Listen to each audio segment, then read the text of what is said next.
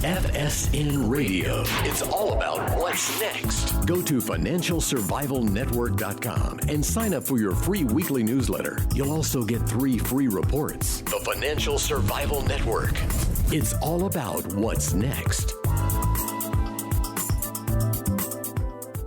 Welcome. You are listening to the Financial Survival Network. I'm Kerry Lutz. It's 11/21/19. Well, you've probably been watching the impeachment imbroglio or the farce, whatever you want to call it. It's not real. None of this is real. And you only have to look at the way things happen in real life when Trump isn't president to understand that. And, well, I'd like to know what you think. You believe the impeachment is for real, that the charges are valid, and that the process is fair and reasonable? Well, let us know what you think. Email us, kl@kerrylutz.com. And please comment, like, subscribe, share, whether you're on YouTube or any other podcast platform, however you're hearing this, just do that for us. It really helps a lot when you do. Well, we've got somebody here who will clarify the process, the way things really work in the intelligence and in the government. If you've been wondering, well, Brian Boyd, Brian has been involved in the intelligence field for many, many years. He has briefed people in the White House, former Green Beret, part of the leadership of Joint Special Operations Command, which oversees Special Forces, SEAL Team 6, and Delta Force, and he served with the Defense Department, Justice, Treasury, etc. And Brian, it's great to have you on. So, look, there seems to be an element of falsity, element of being staged. You know, it reminds me of a reality TV show where everything is supposed to happen spontaneously, but they're all reading from a script. And in this case, the Democrats are reading from the same script. Yeah, that's correct. I agree on that one. Yeah. So what is really going on here? How would this differ? You know, we've got military people testifying before Congress. We've got all of these diplomats involved, all these pointy-headed bureaucrats. If this was a real-life op, if you will, how would this be going on? How would it be handled? Well, first of all, it wouldn't have gotten to this point of what is a farcical process. In the real world, if you have a mission, let's say you're trying to rescue hostages or take people off a hijacked airplane or going after bin Laden or more recently al-Baghdadi. Those kind of missions and operations are dependent on accurate intelligence. I was using an analogy the other day during the Obama administration. Bob Gates, who was the former director of the CIA and a professional intelligence analyst like me, wrote his book called Duty. And in the book, he described the agony of the White House people sitting down trying to figure out, was that bin Laden in Pakistan? No different than what Trump did during al-Baghdadi. Still the same players, Secretary of Defense, CIA Director, Secretary of State. They're all the people trying to piece together to go after a bad person. In the bin Laden case, they got estimates. And there are 19 intelligence agencies out there, and they all give estimates. Each one has a different point of view, and you've got satellite and signals. You've got all this stuff coming in and very little human intelligence. And in the end, I think he said in his book that 40%, the odds were 40% that man was in that compound. So here's the choices that were given then. Do you bomb the place? Easy. Can you take a drone? Easy. If you put men in a mission on like, you have a high probability of the failure of the raid or getting Americans killed like they did in the raid into Tehran many years before with Charlie Beckwith and having soldiers and airmen dragged to the street. In the end, they felt that was probability, but 2 people voted against getting against bin Laden. Ironically enough, it was Vice President Joe Biden and Bob Gates. And he said he was never so thankful in his life that he was wrong in advising against the raid. He also said it was the first time he and Biden agreed on anything in the defense business. So I thought it was amusing because when you look at history and you think about the current operation, these things are decided in the best estimate type of situation. When I gave evaluations or briefings, I gave options, A, B, or C. If I felt strongly about something, not politically, but operationally, I might say, Mr. President, or no, I would recommend A, B, or C, and they'd all laugh because they knew where I felt. But this process that we're caught up in has nothing to do with reality. It's all a game to try and smear a current president. It's not legitimate. As you and I were speaking earlier, if you and I were accused in a courtroom, whether it was a traffic offense or criminal offense, you'd have the right to cross-examine, the right to your accuser, you'd have a right for counsel. All these things are being denied, and the whole thing is being played out on the political stage for the press and for the American people.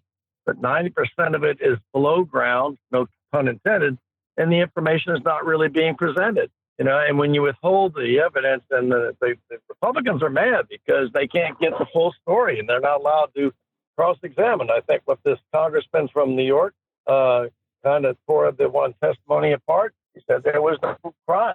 So I'll stop there instead of wandering on and playing like a wet fart here. Yeah.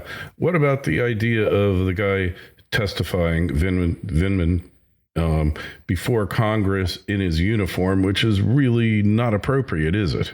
It's unethical, it's unprofessional, and it's staged. That man, when he started in the NSA, was obviously not parading around at that office in his uniform, because there are other higher-ranking people, and lieutenant colonels are a dime a dozen. Colonels, they're higher-ranking, they usually have command positions.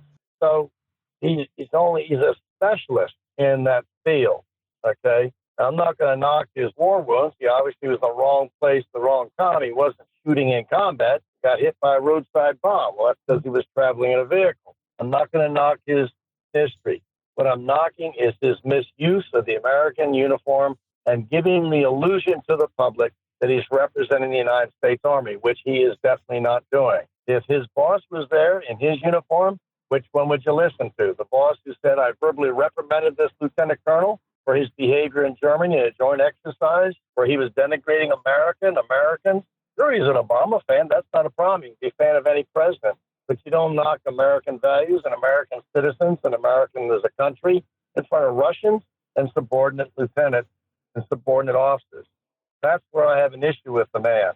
So what he did was not right. And again, it's being staged. And that gives the illusion to the American public that he's standing up there as a righteous military officer, which he is not. He's highly opinionated, and he deserves not to be listened to. If I was in the same situation, I would not pick sides. I give straight, operational, intelligence answers. And the moment I step into opinion, I've violated the purpose of my military uniform. Yeah. So it's a political put-up, political frame job, basically. And yeah. So what, as Americans, are we supposed to do about this? What's going to be the net result? FSN Radio. It's all about what's next. Financial Survival Network is brought to you today by Orin Resources, a junior exploration company with the appetite of a major. It's hot on the trail of the next globally significant discovery, creating enormous potential upside for you, the shareholder. Orin is one of the most aggressive exploration companies pursuing high-grade, scalable gold and copper deposits, and has a premier 7-project portfolio, including its 2 flagships, Committee Bay in the Arctic and Sombrero in Peru. Orin's unparalleled technical team and highly experienced management has a history of success in advancing and monetizing exploration assets. No wonder Orin's been called one of the best in the junior exploration sector. Orin trades on the TSX and the NYSE under AUG. To learn more, go to orinresources.com. That's AURYN resources.com. The Financial Survival Network. It's all about what's next. Well, if anything, if I can go back to the Beehive analogy, when this whistleblower came out and everybody was excited, there was a lot of mystery, a lot of intrigue, a lot of, is this for real? And then by the time it started getting played out in the press, and the guy never did testify, people started realizing the whistleblower was not credible, secondhand information. So it started to go away. And then the thing that I think really made a historical moment is when President Trump provided the transcripts. I think that shocked everybody. No president of the past ever given private transcripts between the president of the country. Obviously set a precedent. Any country president now knows if he talks to this president, he's liable to be on the news and his recording of his conversation. But what's ironic is in the attempt to try and spare the president or make him look bad, it exposed Biden's role as the vice president, and when he really did withhold aid, and he threatened the president of another country, the previous president of Ukraine, to fire his prosecutor. I think an American citizen looking at that, regardless of the Democrat or Republican, would be appalled. But my golly, they didn't give any money during that administration. And in the phone call with President Trump, he did not withhold it. And if you think it's an impeachable offense because you're talking about investigating an opponent, was he investigating an opponent? My golly, what about Christopher Steele? We lose sight of what that guy did in the last election? Yeah, totally correct. Well, I read an article today where Steve Bannon said he was trying to get rid of the whistleblower because he didn't, he thought he was a plant, a deep state plant. And that all kind of feeds into my theory, which is that this was basically a setup to suck the deep state in and make them, they're nervous about the Attorney General, the Inspector General Horowitz report coming down, and the fact that the Department of Justice may very well be handing down indictments. So they're getting kind of desperate, and they just got sucked into this, not knowing what they were doing, not understanding that it was all a setup to take out Biden, which it's effectively done. I mean, the fact that his son's getting $83,000 a month from a corrupt oligarch in the Ukraine kind of says everything you need to know about Biden. And then the whole Chinese thing, funding the hedge fund, all of these things really, to me, point to the fact that this was a setup. Yeah, I agree with you. And the news lately has been what China is doing is trying to suck Hong Kong, which has been a free democratic, independent place for the last 98 years until we handed it back over to China. China is supposed to take possession of Hong Kong in 2047. And what they're doing now, instead of slowly creeping in, they're making major concessions. And this bill that was introduced in Hong Kong means that any Chinese policeman can come into Hong Kong and snatch students up in Hong Kong and take them across the border to China concentration camps. Mm-hmm. That's why they're rioting there. They're rioting because their freedoms are being attached, but they're more scared about the Chinese government being able to come in and just grab people and take them across the border. That's what all this rioting's about. They're losing their freedoms. And then you got this thing where Biden was connected to the Chinese. This whole thing is a very ugly situation. And whether it's a setup or not, I don't know. I think if I was a Democratic candidate trying to run for President of the United States and all the attention is on Biden, that might knock him out of the race. But nobody's paying attention to issues. There are no real issues. The whole issue is to move Trump out of the way, but that's not going to happen. Yeah. Physically, and it will not happen. And Doomed if anything failure. else, I think it's causing Trump to gain more support. Oh, for sure. He's getting more and more money because people don't like the way this thing's run. If there was a decent Democratic candidate, there might be some sort of a race, but it's going to be a landslide, I think, in reverse, especially with whatever Barr comes out with and Horowitz and this prosecutor, I can't think of his name, Dunham, from Connecticut. Yes. That's going to be real news. The next month is going to be some fabulous news, and the country is going to be focused on that issue. I think you're correct.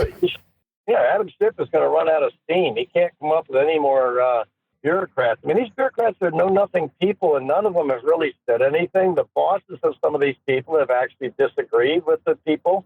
I'd love to see the boss of Veneman on there. He's in retirement. Bring him out of retirement. Ask him what he thinks of what Veneman said and did. Because he didn't see any issues. And he made a point of saying on his tweet that somebody went around him. Mm-hmm.